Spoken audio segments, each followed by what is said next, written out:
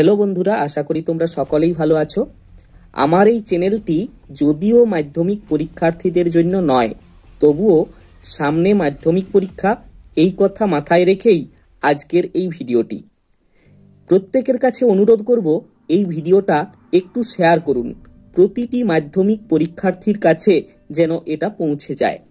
কারণ পশ্চিমবঙ্গের বুকে এখনো এমন অনেক পরিবার আছে যারা তাদের ছেলে মেয়েকে আর্থিক সমস্যার কারণে টিউশন দিতে পারেনি। তো তারা যদি একটু উপকৃত হয় তাহলে আমার আজকের এই ভিডিও করাটা সার্থক হবে।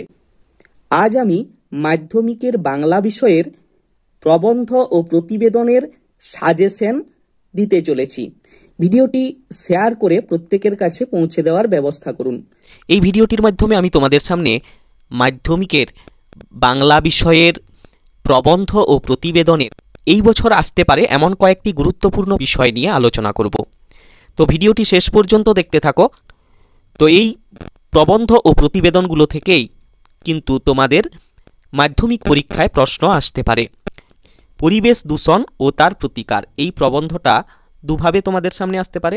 হয়তো বলে দিতে পারে পরিবেশ দূষণ ও তার প্রতিকারে ছাত্র সমাজের ভূমিকা বলে দিতে পারে, বা বলতে পারে যে পরিবেশ দূষণ ও তার প্রতিকার বিষয়ে একটি প্রবন্ধ রচনা করো। প্রাত্যহিক জীবনে বিজ্ঞান আর দৈনন্দিন জীবনে বিজ্ঞান দুটো কিন্তু একই। এটা খুব গুরুত্বপূর্ণ একটা প্রশ্ন।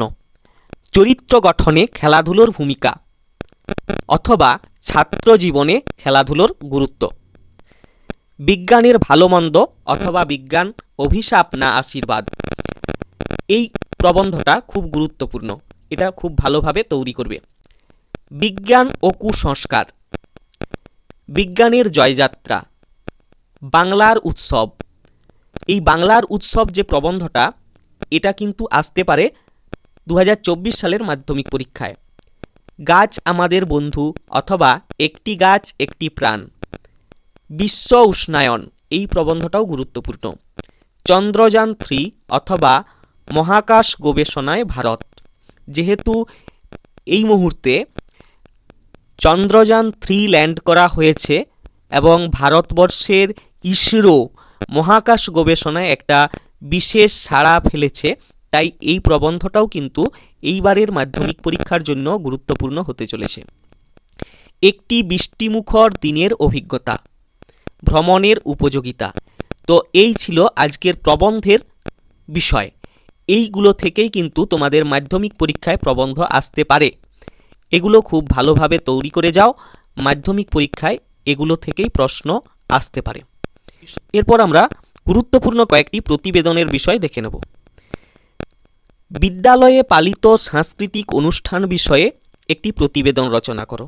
এটা যে কোনো হতে পারে, হয়তো স্বাধীনতা দিবস বলতে পারে, রবীন্দ্র জয়ন্তী বলতে পারে, নেতাজি সুভাষচন্দ্র বসুর জন্মদিন বলতে পারে, স্বামী বিবেকানন্দের জন্মদিন বলতে পারে। যে কোনো বিষয়ে একটা প্রতিবেদন লিখতে হতে পারে। তাই সবগুলোই তোমরা সেভাবেই তোমরা তৈরি হয়ে যেও। বিদ্যালয়ে অরণ্য সপ্তাহ পালন, এলাকায় গাছ লাগানো। এই বিদ্যালয়ে অরণ্য সপ্তাহ পালন বা এলাকায় গাছ লাগানো, অর্থাৎ এলাকায় অরণ্য সপ্তাহ পালন, এই বিষয়টা কিন্তু গুরুত্বপূর্ণ প্রতিবেদন রচনার জন্য। তার কারণ বর্তমান সময়ের অবস্থাটা দেখো, বর্তমান সময়ে চারিদিকে নির্বিচারে গাছ কাটা হচ্ছে, ফলে বিশ্ব উষ্ণায়ন বাড়ছে। এই কারণেই এই বিষয়টা কিন্তু মাধ্যমিক পরীক্ষার জন্য খুব গুরুত্বপূর্ণ। তোমার এলাকায় অথবা স্কুলে আয়োজিত রক্তদান শিবির।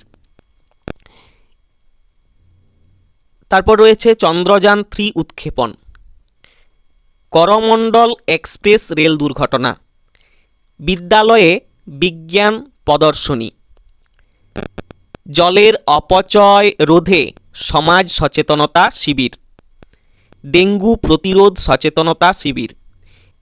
এই পিডিএফটা যদি কারো দরকার হয়ে থাকে তাহলে এই নাম্বারে হোয়াটসঅ্যাপ করতে পারো, বা এইখানে যে প্রবন্ধ ও প্রতিবেদনগুলো রয়েছে, কোনো দুস্থ ছাত্রছাত্রীর যদি দরকার হয় উত্তরগুলো, তাহলে আমাকে বলতে পারো, আমি তাদের উত্তরটা দিয়ে দেবো।